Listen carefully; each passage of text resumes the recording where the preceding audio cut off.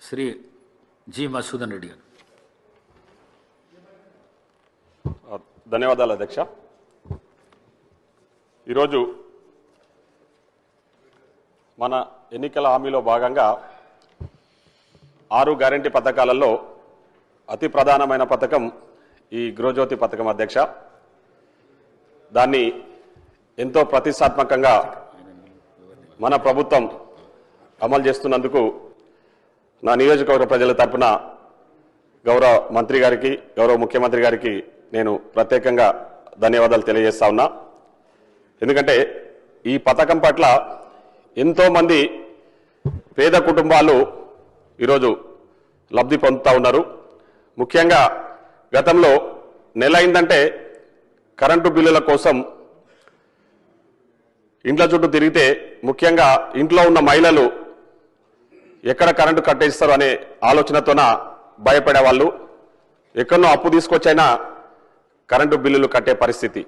Current బిల్లులు కట్టకపోతే ఎంబడే డిస్కనెక్ట్ చేయడం వల్ల వాళ్లకు ఎన్నో ఇబ్బందులు ఎదుర్కొన్న పరిస్థితులు మనం గతంలో చూసినాం.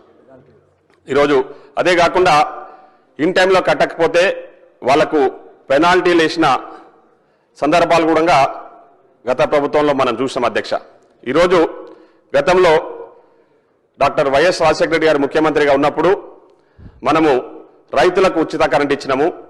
ఈరోజు గౌరవ ముఖ్యమంత్రి రేవంత్ రెడ్డి గారి నాయకత్వంలో ఈరోజు గృహాలకు కూడా ఉచిత కరెంట్ ఇస్తున్న ప్రభుత్వం మన ప్రజా ప్రభుత్వం అని చెప్పేసి ఈ సందర్భంగా తెలియజేస్తా ఉన్నా అధ్యక్ష.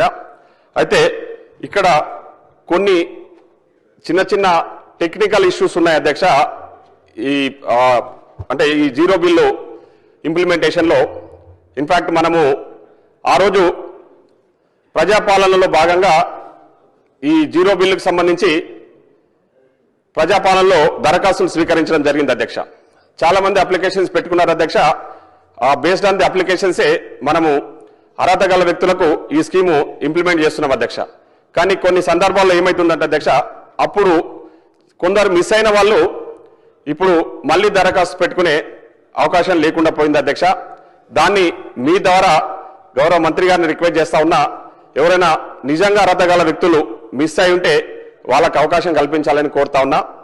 అదేవిధంగా అధ్యక్ష, కొందరు ఆ రోజు ఒకే కుటుంబంలో అంటే ఉమ్మడి కుటుంబంలో ఉన్న వ్యక్తులు ఆ రోజు ఒకే కుటుంబం కింద జీరో బిల్ వచ్చింది అధ్యక్ష.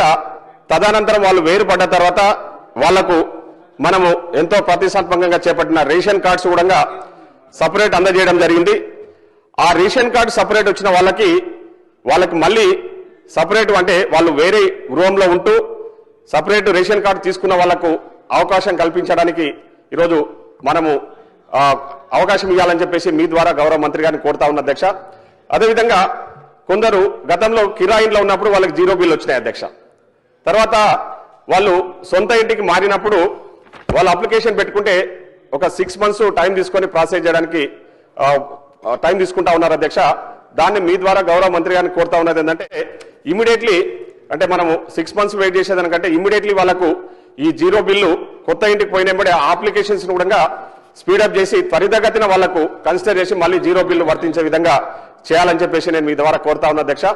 అదేవిధంగా ఇంకొక సమస్య అధ్యక్ష, ఒక సందర్భంలో ఈరోజు ఈ నెలకు 200 యూనిట్లు వస్తే next month more than 200 units వస్తే బిల్లు వస్తూ ఉంది అధ్యక్ష.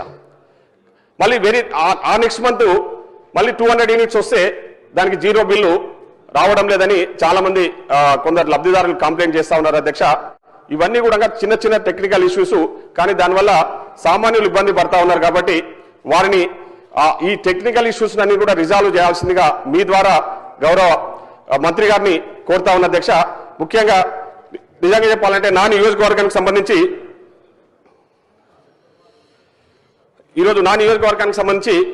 ఈరోజు దాదాపు 62,000 కుటుంబాలు ఉంటాయి అధ్యక్ష.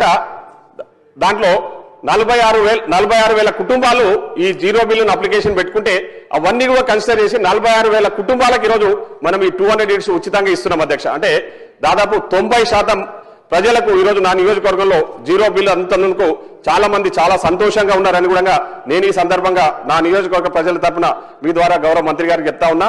ఇంకా దీన్ని భవిష్యత్తులో కూడా కొనసాగించాలని చెప్పేసి ఎలాంటి టెక్నికల్ ఇష్యూస్ ఉన్న రిజాల్వ్ చేసి, ఎందుకంటే ఇది ఒక మంచి పథకం అధ్యక్ష, సామాన్యులకు చాలా ఉపయోగపడుతున్న పథకం అనడంలో ఎలాంటి అతిశయోక్తి లేదని చెప్పేసి మీ ద్వారా నేను గౌరవ మంత్రి గారికి తెలియజేస్తా ఉన్నా. కాబట్టి అక్కడక్కడ కొన్ని టెక్నికల్ ఇష్యూస్ ఉన్నాయి.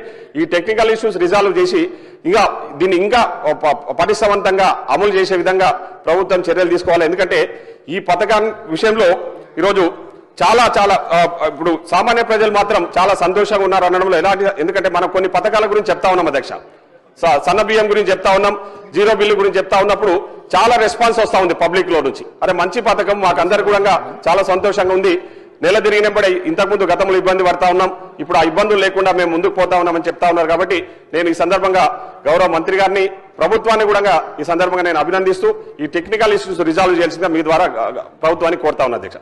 ధన్యవాదాలు అధ్యక్ష.